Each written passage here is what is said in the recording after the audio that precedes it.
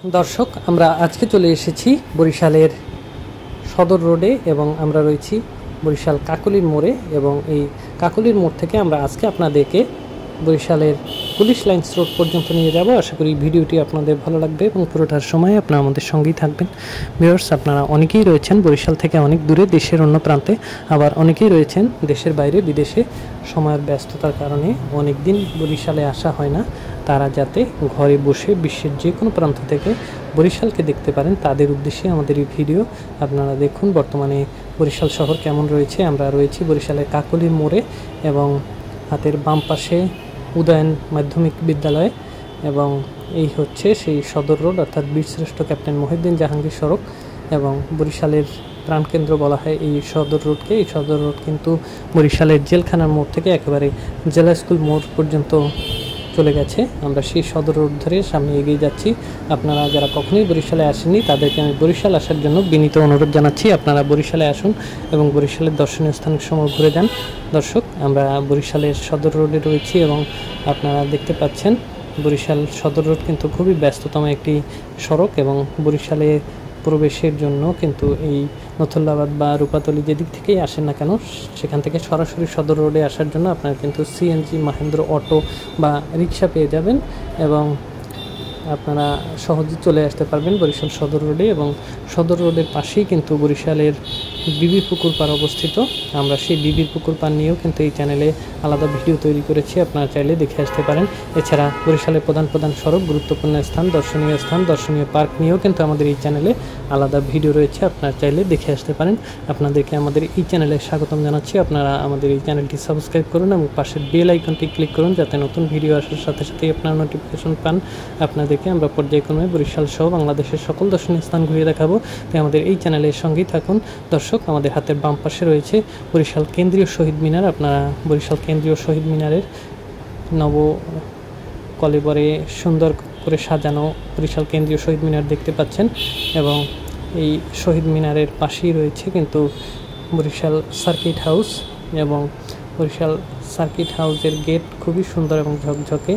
এবং এই সার্কিট হাউসের দুটি গেট রয়েছে। আমরা একটি গেট পার হয়ে এবারে সামনের গেটের দিকে যাচ্ছি।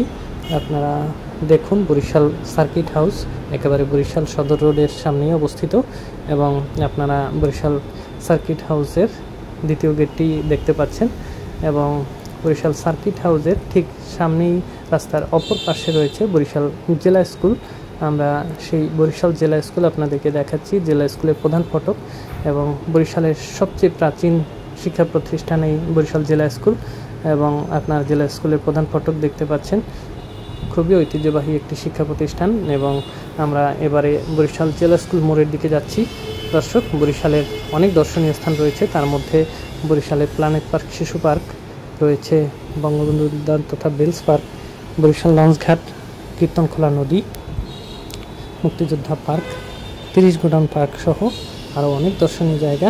দর্শক, আমরা রয়েছি বরিশাল জেলা স্কুল মোড়ে এবং সামনেই রাজা বাহাদুর সড়ক আপনারা দেখতে পাচ্ছেন, বরিশালের সবচেয়ে সুন্দর সড়ক রাজা বাহাদুর সড়ক। এটি গিয়ে মিশেছে বরিশাল বান্ধ রোডে এবং এখান থেকেই শুরু হচ্ছে বরিশাল পুলিশ লাইন্স রোড এবং আমরা সেই দিকেই আপনাদেরকে নিয়ে যাচ্ছি।